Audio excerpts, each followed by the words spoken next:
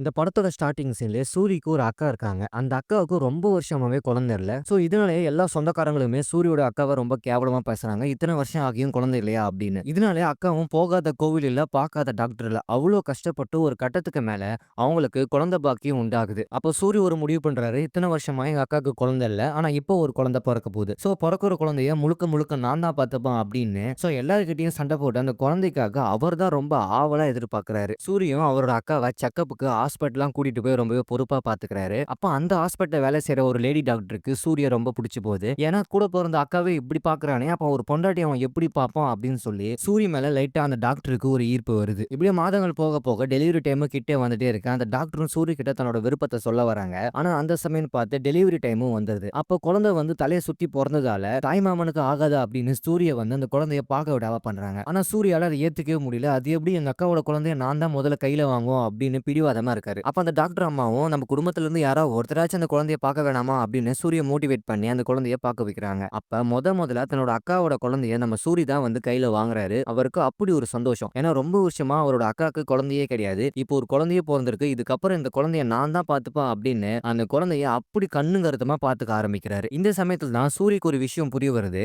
அந்த டாக்டர் பொண்ணு என்ன சொல்லுச்சு, நம்ம குடும்பத்துல யாருனாச்சும் ஒருத்தராச்சும் பார்க்க கூடாதா அப்படின்னு சொல்லுச்சு. அப்ப அந்த பொண்ணு என்ன லவ் பண்ணது போல அப்படின்னு டாக்டர் பொண்ணும் காதல சூரி கிட்ட சொல்லாம சொல்லியிருப்பாங்க. சோ இப்படியே வருஷங்கள் போக போக இவங்க 2 பேரும் லவ் பண்ண ஆரம்பிக்கிறாங்க. இப்படியே 5 வருஷம் கழிச்சு தன்னோட அக்கா பையனும் ரொம்ப பெருசா வளர்றான். அது மட்டும் இல்லாம சூரிக்கும் அந்த டாக்டருக்கும் கல்யாணமும் ஃபிக்ஸ் பண்றாங்க. இதுக்கு நடுவுல தான் தன்னோட அக்கா பையன சூரி ரொம்பவே பொறுப்பா பார்த்துக்கிட்டாரு. தினமும் அவர ஸ்கூலுக்கு கூட்டிட்டு போறாரு, தல சீவி விடுறாரு, என்னென்னமோ பண்றாரு. அதாவது ஒரு அப்பாவா இருந்து என்னென்ன பண்ணணுமோ அது எல்லாமே சூரி தான் பண்ணிட்டு இருக்காரு. அந்த பையனும் நான் எங்க போனாலும் மாமா கூட தான் போவேன். எங்க மாமா விட்டு நான் எங்கேயுமே பிரிய மாட்டேன் அப்படின்னு தினமும் மாமா கூடவே தான் தூங்குறான். அவன் பொறந்ததுல இருந்து மாமா கூடவே தான் இருக்கான். தன்னோட அப்பா, அம்மா கூட அவன் இருந்ததே கிடையாது. சோ இதனால இவங்க 2 பேர் பாண்டிங் அந்த அளவுக்கு ரொம்ப ஸ்ட்ராங் ஆகுது. ஒரு கட்டத்துக்கு மேல சூரிக்கும் அந்த டாக்டர் பொண்ணுக்கும் கல்யாணம் ஃபிக்ஸ் பண்றாங்க. கல்யாணம் நடக்கிற அந்த சமயத்துல கூட தாலி கட்டுற நேரத்துல கூட நான் எங்க மாமா விட்டு பிரிய மாட்டேன். நான் மாமா பக்கத்துல தான் உட்காருவேன். அது மட்டும் இல்லாம அத்தைக்கும் நான் தான் தாலி கட்டுவேன் அப்படின்னு ஒரே பிடிவாதமா இருக்கான். சோ இங்க ஆரம்பிக்குது பிரச்சனை. சூரியும் சரி அதெல்லாம் ஒண்ணும் பிரச்சனை இல்லடா. நீ நடுவுலயே உட்காந்துக்கோ. அப்படி இருந்தும் உங்க அத்தைக்கு நான் தாலி கட்டுறேன் அப்படின்னு எக்கி தாலி கட்டுறாரு. சோ பிரச்சனையே இங்க தான் ஆரம்பிக்குது. சரி தாலி கட்டும்போது தான் பக்கத்துல இருந்தா போனா போதும் அப்படின்னு சொல்லி விட்டா,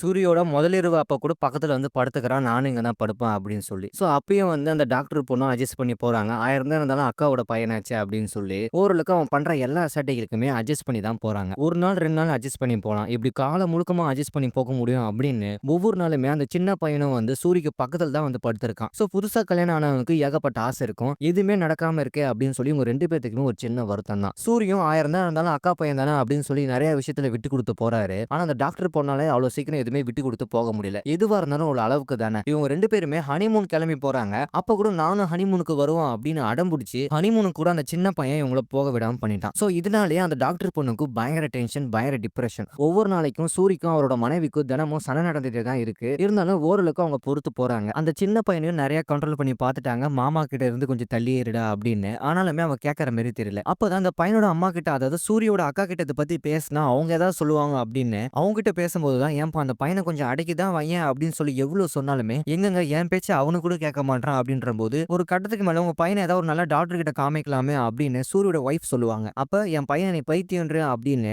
சூரியோட மனைவிக்கும் சூரியோட அக்காக்கும் பயங்கரமா சண்டை நடக்கும். அந்த சமயத்துல இந்த 2 குடும்பமும் ஓரளவுக்கு பிரித ஸ்டேஜ்ல போயிருப்பாங்க. ஒரு கட்டத்துக்கு மேல சூர்யால தன் மனைவி முக்கியமா, தன்னோட அக்கா முக்கியமா, அது மட்டும் இல்லாம தன்னோட அக்காவோட பையன் முக்கியமா அப்படின்னு அவரால முடிவே எடுக்க முடியாத அளவுக்கு ரொம்பவே சிக்கல்ல இருப்பாரு. இப்படி ஒவ்வொரு நாளுமே புதுசா கல்யாணம் ஆனவங்க கிட்ட கொஞ்ச நாள் கூட சந்தோஷமா இல்லாம ஒவ்வொரு நாளுமே நரகமா தான் போயிட்டு இருக்கு. ஒரு கட்டத்துக்கு மேல சூரியோட மனைவியோ எனக்கு மதுரை ஜிஹெச்சுக்கு டிரான்ஸ்ஃபர் கிடைச்சிருக்கு, நான் மதுரைக்கு போக போறேன் அப்படின்னு சொல்லி சொல்றாங்க. இப்ப புதுசா கல்யாணம் ஆனவங்க வேற. இப்ப பொண்டாட்டி மதுரைக்கு போனா புருஷனும் மதுரைக்கு போய் ஆகிற ஒரு சூழ்நிலை. ஆனா சூரிய விட்டுட்டு அந்த சின்ன பையன் எங்கேயுமே இருக்க மாட்டான். இப்ப சூரிக்கு என்ன பண்றதுன்னு தெரியல. ஒரு பக்கம் பொண்டாட்டியா, ஒரு பக்கம் அந்த சின்ன பையனா அப்படின்னு அவருக்கே குழப்பமா தான் இருக்கு. அப்பதான் சூரியோட மாமனார் இங்க நடக்கிற விஷயத்த எல்லாமே நோட் பண்ணி சூரி கிட்ட வந்து ஒரு விஷயம் பேசுறாரு. நீங்க உங்க அக்கா பையன் தான் முக்கியம் அப்படின்னு சொல்லி நீங்க நினைக்கிறீங்க. எந்த தப்புமே கிடையாது. நான் என் பொண்ணுக்காக வந்து இங்க பேச வரல. ஆனா உங்க மாமாவ பத்தி நீங்க நினைச்சு பார்த்தீங்களா? அதாவது அவங்க அக்காவோட வீட்டுக்காரர். உங்க மாமாக்கு பல வருஷம் கழிச்சு குழந்தை வந்திருக்கு. தன்னோட குழந்தைய அவரும் அள்ளி அணைக்கணும், ஸ்கூல்ல போய் விடணும், பக்கத்துல படுத்துக்கணும் அப்படின்னு ஏகப்பட்ட கனவுகள் இருக்கும். ஆனா நீங்க அவரோட பையன தாய்மாமன் அப்படின்ற ஒரு முறையில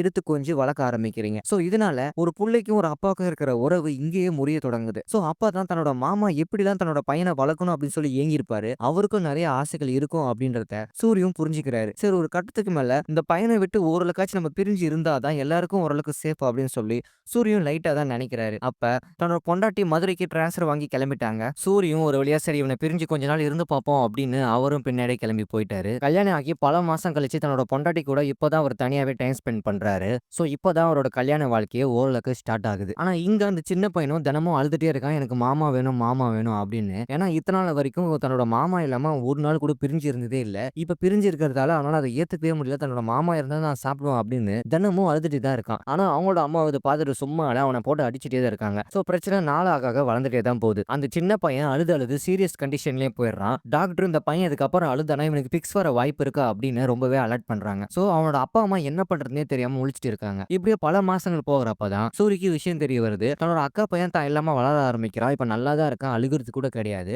இத்தனை நாளா மாமா தான் முக்கியம் அப்படின்னு சொல்லிட்டு இருந்தவன் இப்ப அப்பா கூட சேர்ந்து ஸ்கூல் போய் அவன் நல்லாவே ஜாலியா இருக்கான். சோ சூரியும் ரொம்ப சந்தோஷப்படுறாரு. இதுக்கு நடுவுல சூரி அவங்க ஒய்ஃபும் வேற பிரெக்னன்ட்டா இருப்பாங்க. அவருக்கு அந்த விஷயம் தெரிஞ்ச உடனே அவருக்கு ரொம்பவே சந்தோஷமாயிடுது. தன்னோட அக்கா பையனும் தான் இல்லாம வாழ ஆரம்பிக்கிறான். அது மட்டும் இல்லாம தன்னோட மனைவியும் பிரெக்னன்ட்டா இருக்காங்க. சோ இதுக்கப்புறம் வாழ்க்கையில என்ன வேணும் அப்படின்னு அவர் ரொம்பவே சந்தோஷமா இருக்காரு. ஆனா இங்க தான் யாருமே எதிர்பார்க்காத ஒரு மிகப்பெரிய ஒரு குழப்பமே ஒண்ணு நடக்குது. சூரியோட அம்மாவுக்கு ஒரு விஷயம் தெரிய வருது. அந்த சின்ன பையன் மாமா வேணும் அப்படின்னு சொல்லி தினமுமே அழுதுட்டு இருப்பான். ஆனா இப்ப திடீர்னு அழுகையே நிப்பாட்டிட்டான். அது எதனால அப்படின்னு சொல்லி இதுவரைக்கும் யாருக்குமே தெரியல. அப்பதான் அந்த சின்ன பையன் தன்னோட பாட்டி கிட்ட போய் மாமாவும் சாமி கிட்ட போயிட்டாரு. அதை நினைச்சு உங்களுக்கு வருத்தமே இல்லையா அப்படின்னு சொல்லி கேட்கறான். அப்பதான் அவங்க பாட்டிக்கு ஒண்ணுமே புரியல. என்னடா வளர்ற அப்படின்னு சொல்லி போய் வீட்டுக்குள்ள போய் பார்த்ததான் தெரியுது. சூரியோட அக்கா தன்னோட தம்பி படத்துக்கு பூவு போட்டு வச்சு மாலை போட்டு அவன் இறந்துட்டான் அப்படின்னு சொல்லி தன்னோட பையன் கிட்ட சொல்லி வச்சிருக்காங்க. ஏன்னா தான் மாமா சாமி கிட்ட போயிட்டாரு அப்படின்னு தெரிஞ்சுக்கிட்டா மட்டும்தான் அவன் மாமா வேணும் அப்படின்னு சொல்லி அடம் பிடிக்க மாட்டான். அவன் அழுகவும் மாட்டான். அதுக்கப்புறம் அவனுக்கு உடம்பும் சரியில்லாம போகும். சோ இதனாலே தன்னோட தம்பி இறந்துட்டாங்க அப்படின்னு சொல்லி தன்னோட பையன் கிட்ட அவர் அக்காவும் சொல்லி வச்சிருக்காங்க. சோ இந்த ஒரு விஷயம் அவங்க அம்மாவால தாங்கவே முடியல. இந்த தகவல் சூரிக்கும் போகுது. ஆனா சூரி தன்னோட அக்கா எதுக்காக இதை பண்ணாங்க அப்படின்னு சொல்லி அவர் புரிஞ்சுக்கிறாரு. தன்னோட பையனோட வாழ்க்கையும் முக்கியம் அப்படின்னு தெரிஞ்சுக்கிட்டு தான் அக்கா அப்படி பண்ணிருப்பான் அப்படின்னு எவ்வளவுதான் மனசுக்குள்ள கஷ்டம் வந்தாலுமே ஒரு வார்த்தை கூட அக்கா கிட்ட அது கேட்கவே இல்லை. அப்போதான் அந்த பிரச்சனை எல்லாம் நடந்து முடிஞ்ச உடனே சூரியும் பல மாசங்கள் கழிச்சு தன்னோட சொந்த ஊருக்கு அவர் கிளம்பி போறாரு ஒரு திருமண நிகழ்ச்சிக்காக. அந்த நிகழ்ச்சியில எல்லாருமே வந்திருக்காங்க.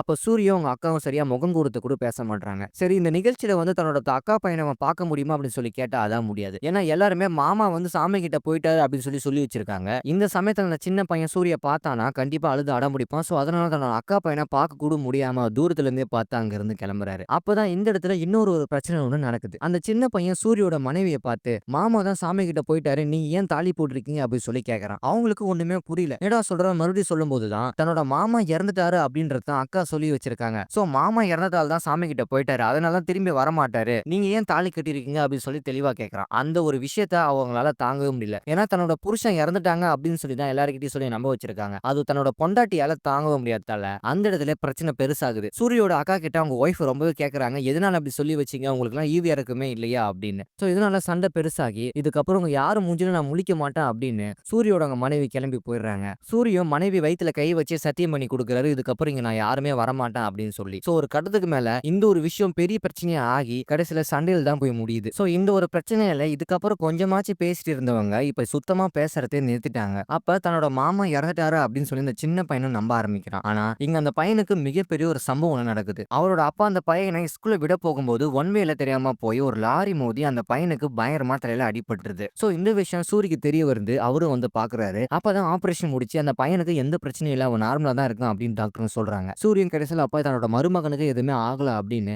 அவரு ஓரளவுக்கு சந்தோஷப்படுறாரு. ஆனா இந்த விஷயம் அவங்களோட மனைவிக்கு தெரிய வந்துருது. தன்னோட புருஷனால இறந்துட்டான் அப்படின்னு சொல்லி தான் அந்த சின்ன பையனை ஏமாத்திருக்காங்க. அதுவும் வாய் கூசாம உயிரோட இருக்கிறவனே இறந்துட்டாங்க அப்படின்னு சொல்றாங்களே, இதெல்லாம் எந்த ஒரு நியாயம் அப்படின்னு சூரியோட மனைவியால அதை ஏத்துக்கவே முடியல. அதனால குழந்தை கிட்ட சத்தியமும் வாங்கிட்டாங்க, இதுக்கப்புறம் இங்க வரக்கூடாது அப்படின்னு. அது இருந்துமே நீங்க வந்திருக்கனா அப்ப உனக்கு உன்னோட அக்காவும் உன்னோட அக்கா பையனும் தான் முக்கியம், நானும் என் புள்ளியும் முக்கியம் இல்லையா அப்படின்னு அங்கேயே சண்டை போடுறாங்க. ஒரு கட்டத்துக்கு மேல 1000 தான் இருந்தாலும் அவனுக்கு அடிபட்டிருக்கு, இந்த இடத்துல சத்தியெல்லாம் பார்க்க முடியாது அப்படின்னு கோவத்துல சூரியன் தன்னோட மனைவியை கை நீட்டி அடிச்சிடுறாங்க. சோ இந்த ஒரு விஷயம் அவங்களால தாங்கவே முடியல.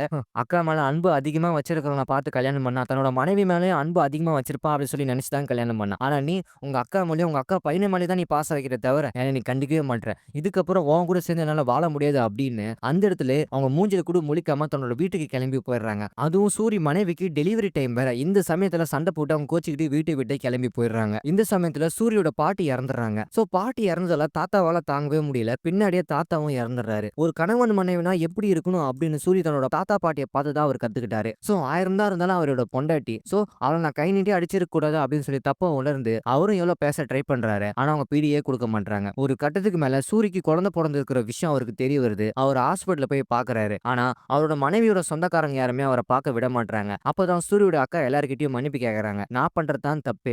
என் புள்ளகிட்ட மாமா இறந்துட்டாரு அப்படின்னு சொல்லி நான் சொல்லியிருக்க கூடாது. அது மட்டும் இல்லாம என் தம்பி எனக்கு சாமி மாதிரி. அவன நான் மதிச்சு இருந்திருக்கணும். புதுசா கல்யாணம் ஆன பொண்ணுக்கு நடுவுல வந்தது தப்பு தான். நானும் அவன கண்டிச்சிருக்கணும். சூரியும் அவன கண்டிச்சிருக்கணும் அப்படின்னு எல்லார் கால்ல விழுந்தும் மன்னிப்பு கேட்கறாங்க சூரியோட அக்கா. இந்த விஷயம் சூர்யாவால தாங்கவே முடியல. கடைசியில எல்லா பிரச்சனையும் முடிவுக்கு வந்து சூரியன் தன்னோட குழந்தைகள பார்க்க போறாரு. சூரிக்கு ரெட்ட புள்ள பொறந்திருக்கு. அப்ப சூரியோட அக்கா பையன் முதல்ல வந்து, "ஆகா மாமா பாத்தியா எனக்கு மொத்தம் 2 மச்சான். இந்த 2 மச்சானையும் நான் தான் எடுத்து வளர்ப்பேன் அப்படின்னு. நீ என்ன எப்படிலாம் பார்த்துக்கிட்ட, அதே மாரி உன் புள்ளைய நான் பார்த்துப்பேன்" அப்படின்னு அந்த இடத்துல சொல்றான். அப்பதான் அவங்க மனைவி நினைச்சு பார்க்கறாங்க. இத்தன நாள் அந்த பையன நம்ம கெட்டவன்னு நினைச்சிட்டு இருந்தோம். இந்த பையனுக்கு அப்படி ஒரு பாசம் என் புருஷன் மேல. சோ அதனால தான் இப்படி இருந்திருக்கானே அப்படின்னு அவங்களுக்கு ஓரளவுக்கு புரிய வந்துருது. கடைசியில சூரியன் தன்னோட மனைவி கிட்ட மன்னிப்பு கேட்கறாங்க. நான் உன்ன அடிச்சது தப்பு தான் அப்படின்னு. சோ ஒரு வழியா எல்லா குடும்பமும் ஒண்ணு சேர்ந்துடுறாங்க. அக்காவுக்கு ரொம்ப வருஷமா குழந்தை இல்ல. அப்பன்னு பார்த்து ஒரு குழந்தை ஒண்ணு பொறக்குது. தன்னோட அக்காவோட குழந்தைய என் புள்ள மாரி வளர்க்க நினைக்கிறாரு சூரி. ஆனா அந்த இடத்துல ஏற்பட்ட பிரச்சனைகள், இதனால குடும்பத்துல ஏகப்பட்ட கலாட்டா. ஒரு குடும்பம்னா எப்படி இருக்கணும், அக்கா தம்பி உறவ பத்தி இந்த படத்துல ரொம்பவே தெளிவா சொல்லியிருக்காங்க. இந்த படம் ஃபேமிலியோட பார்க்க வேண்டிய ஒரு படம். சோ மிஸ் பண்ணாம பாருங்க. மாமன் படத்தோட எக்ஸ்பிளைன் வீடியோ உங்களுக்கு புடிச்சிருந்தா மறக்காம நம்ம சேனல் நீங்க சப்ஸ்கிரைப் பண்ணிடுங்க.